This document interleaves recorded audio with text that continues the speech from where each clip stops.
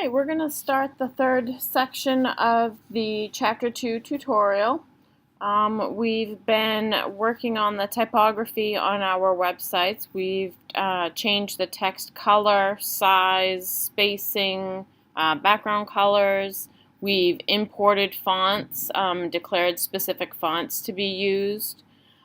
We are going to look at pseudo elements and classes right now. So we're going to keep working with the same Try and Succeed Sports website. And I'm going to go into my text wrangler. I already have, I believe, the TSS styles page open, the CSS file that we have been working on. We're going to continue working on that. And we're going to come down to the list styles right here. I'm on page 135 in the textbook, and we are going to specifically look at the list styles in our syllabus. So I'm going to come back here, and here's my course outline. We're going to be making some changes on our outline here. So if I go back in and I look at, which page was that? The run page, come down to my outline, you can see that we have an ordered list, and then we have items with additional lists inside of them. So let's go back into our CSS, and we are going to say article.syllabus OL. So the ordered list within any article with the ID of syllabus. I'm sorry, with the class of syllabus. Article, class, syllabus. There we go. So, we are going to say list-style-type, and we're going to say upper Roman. Oops, Roman. So, if I save this and come back and refresh my page, now we have our outline uses the uppercase Roman letters as opposed to numbers to delineate each level. I'm going to go a step further, and I'm going to say article.syllabus OLOL. And then I'm going to say list-style-type upper alpha. And if I save it this time and come in and refresh, now you notice that first level of the ordered list is still Roman numerals, but after that we go into the uppercase letters, or upper alpha. That's because we went to the second level of the OL. Now if I come back in here, look down here again, we have level 1, level 2, we have a third level here. So if I come back in, I'm going to do the same thing again, syllabus OL, OL, OL, to go to the third level, and I'm going to say list, style, type, and this one's going to be decimal. And if I come in and refresh, whoops, I must have typed something wrong. No space. There we go. Now we have our first level, just one OL, has our Roman numerals. Second level, or the two OLs, have the uppercase alpha. And the third level, the OL, OL, OL, now have decimals to delineate their levels.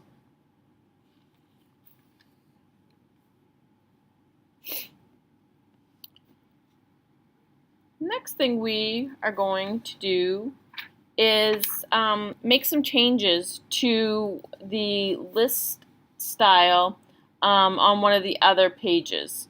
So let's go, I believe it's on the home page. I'm going to go up in here. So I've gone to the home page, and I'm going to make some changes to the links here.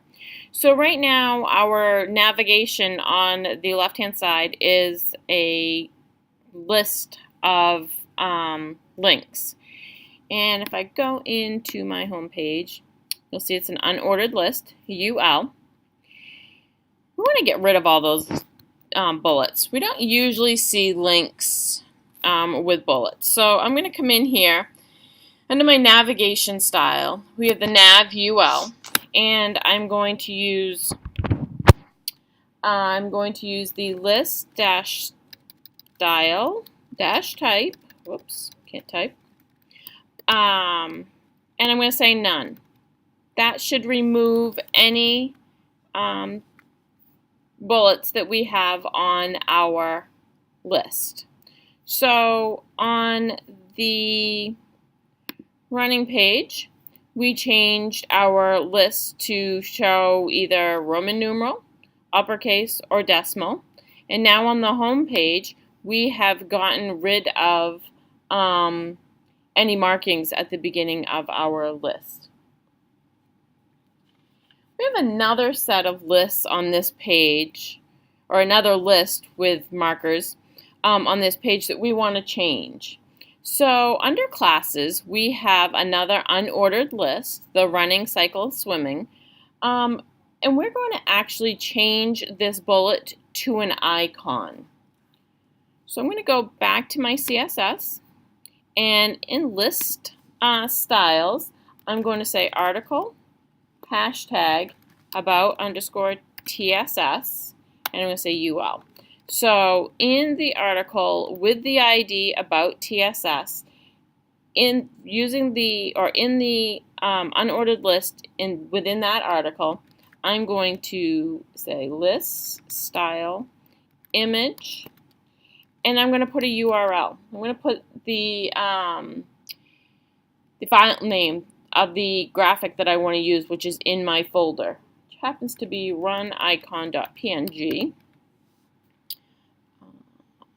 And once I save this and refresh, now I have that icon on each of my list items.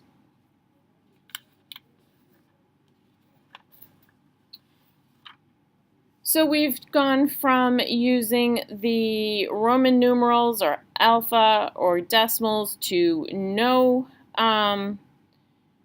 pictures or no icons at the beginning of our list to having an actual graphic there.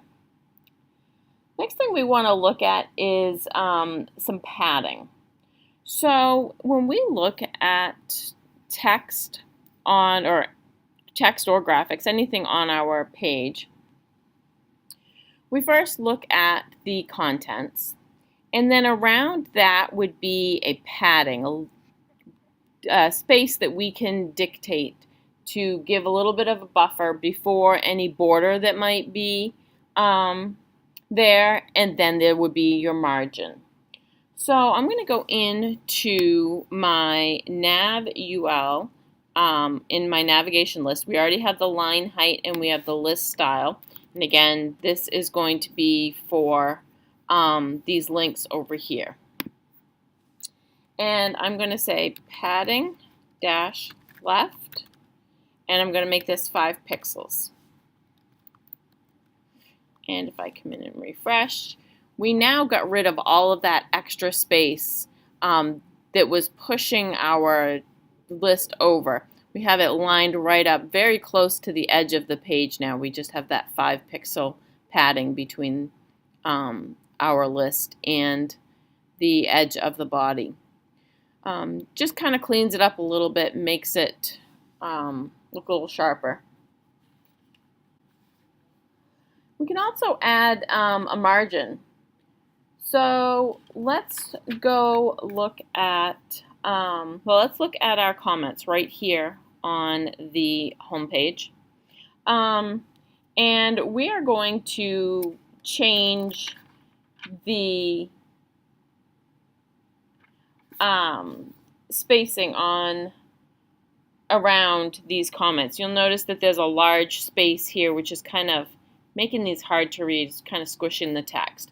So let's go into, we should have a side block quote. Under the side block quote style, we already have a side block quote and we have a color. Let's set up our margin. So I'm going to say margin, and I'm going to just do 20 pixels, space 5 pixels.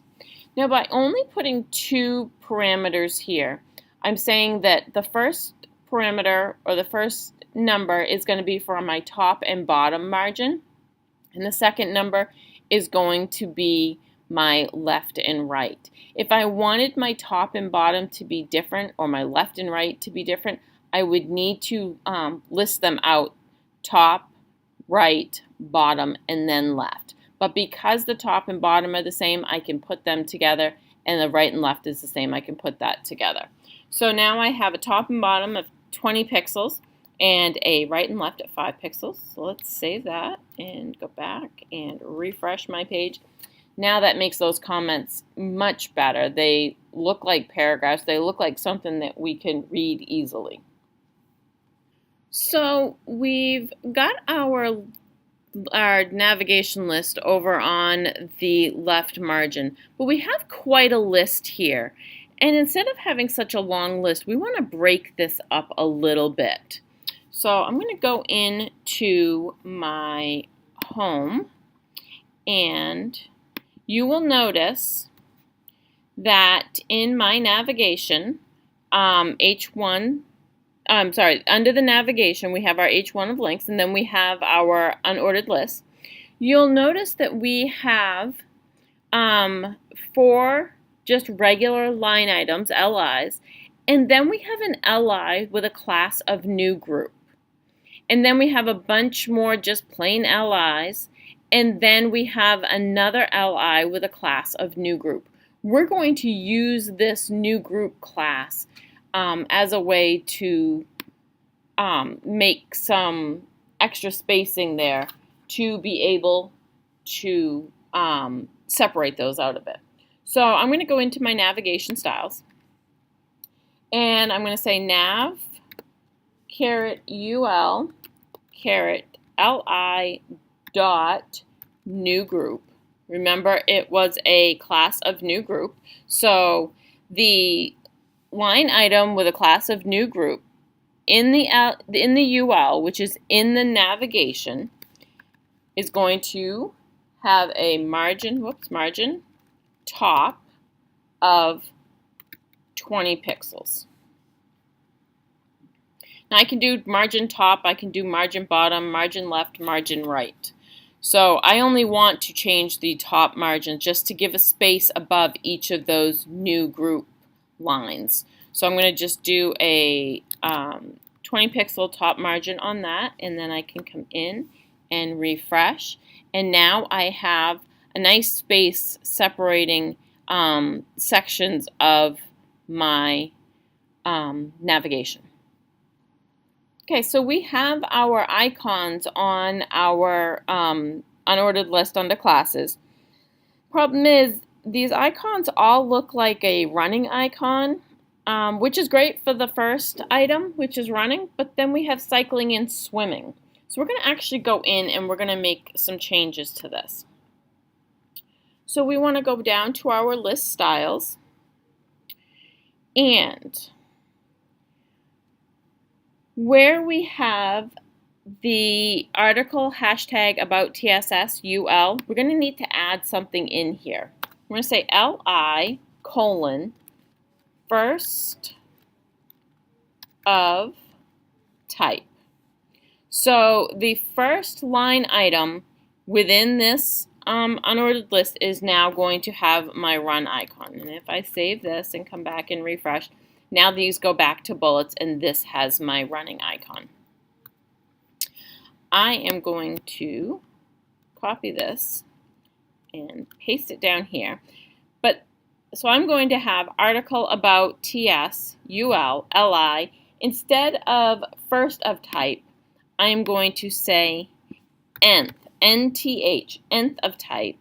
And then in parentheses, I'm going to put 2. So nth of type means you're going to put a number in there, and we want to go with the second. And the second one is going to have a different icon. This is going to have a bike icon. And again, this file is in my folder so that it can be used. And I'm going to do this one more time. Again, we only have 3 items here. I could do nth of type and then 3. I could keep going as many times as I need to. But I know this is going to be my last item in my list. So I'm going to say last of type. And my last of type is my swim icon. So now I have first of type, the first line item in this unordered list.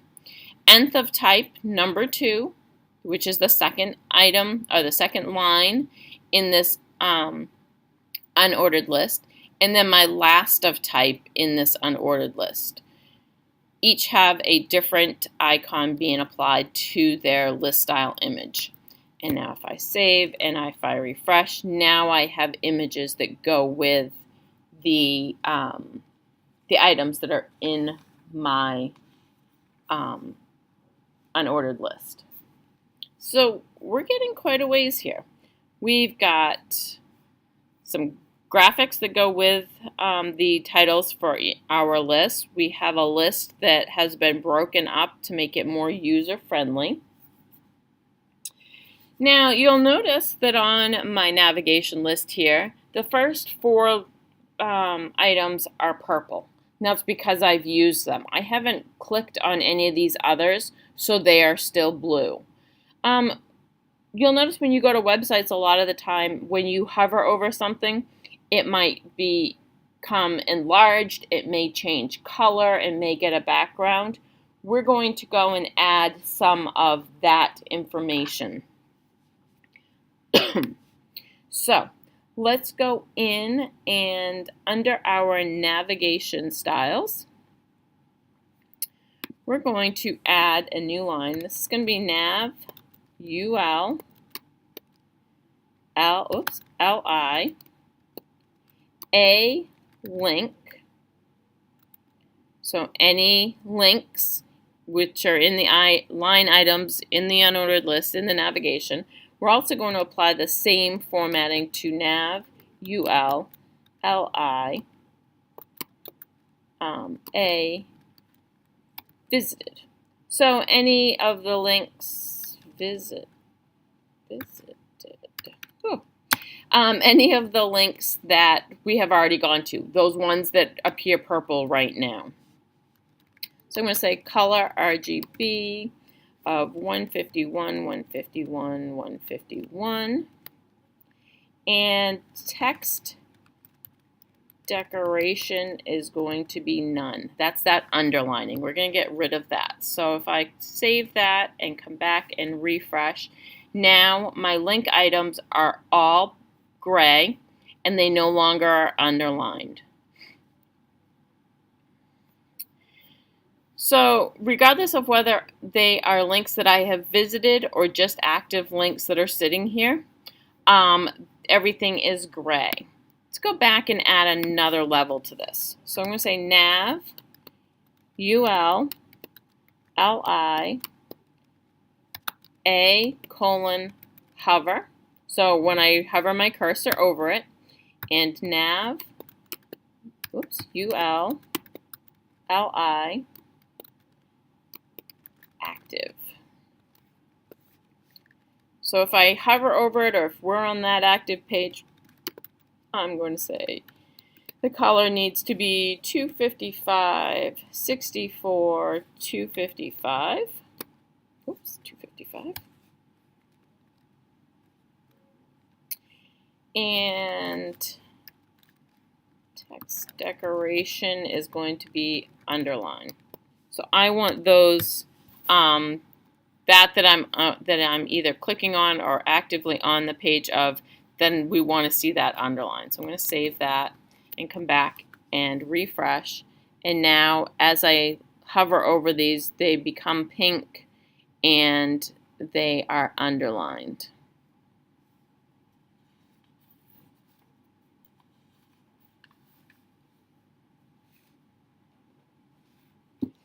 All right, one of the last things we need to do here, or the last thing that we need to do, is we need to work on our comments over here on the side. They look good. They're much more readable than they were when we started, but we're going to add a little bit of extra formatting to these to improve their look and readability. So let's go under our aside and block quote styles. We have the aside block quote already here with the color and the margin. We're going to add those quotes. So I'm going to just say quotes with an S, and then I'm going to do quote backslash 201C, and then end my quote, space, open another quote, backslash 201D, and close my quote. So those are the character codes for the quotes that I want to use. So the opening quote and the ending quote. So, okay, just below the aside block quote formatting, I'm going to add a second or another piece to my formatting. I'm going to say aside block quote, but instead of putting a space after block quote, I'm going to put a double colon, so 2 colons, and then say before. So this means that whatever I put in here is going to appear before each block quote within the aside. So I'm going to say content, open quote. I'm going to declare the font family to use, which is going to be Times New Roman. And notice that my Times New Roman has the single quotes around it. If that doesn't work, I'm going to go with Times or serif.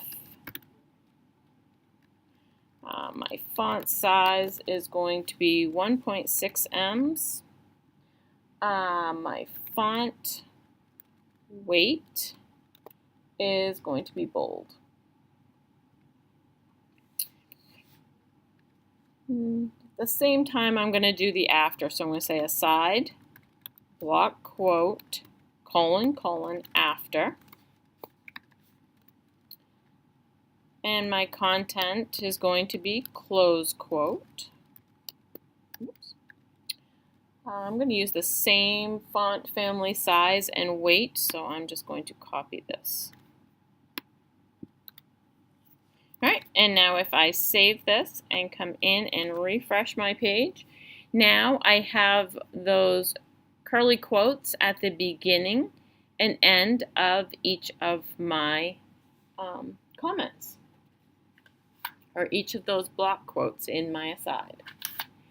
And that is our website on a whole. We have changed the fonts, we've changed the font color, we've added some spacing, some line spacing between, we've added some spacing between our letters.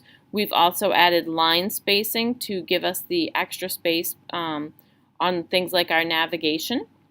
We have changed our list to have either no bullets on it, or we've added some graphic bullets, or in the case of our outline, we've used the Roman numeral, uppercase, alpha, and decimal.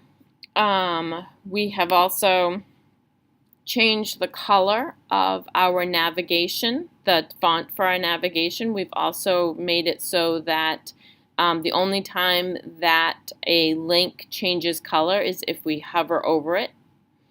We took the underlining off unless we hover over it. And then we added those quotes to our comments. So we used the before and after pseudocode. So if your website looks like this, and you can scroll through and see the changes that were made on each of the pages, then you are done and you are ready to start the case studies for Chapter 2.